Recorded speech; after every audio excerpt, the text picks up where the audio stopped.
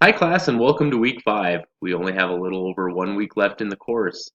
Please remember that you must have 30 hours of field experience completed by this upcoming Sunday, February 3rd, or you will not pass the class. Please note that the last day of this class is Tuesday, February 5th. All assignments are due by 11:59 p.m. Central Standard Time on that day. No late work will be accepted for any reason.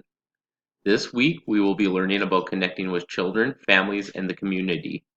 In addition to your weekly reading, you will participate in the Module 5 discussion, complete Part 4 of your course project, and submit your weekly field experience report.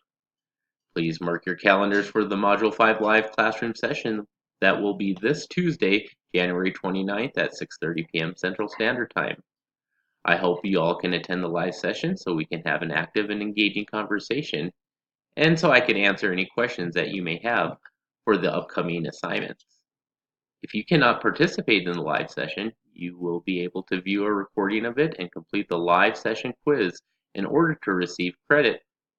That's all for this week's announcements, and as always, let me know if you have any questions. Have a great week.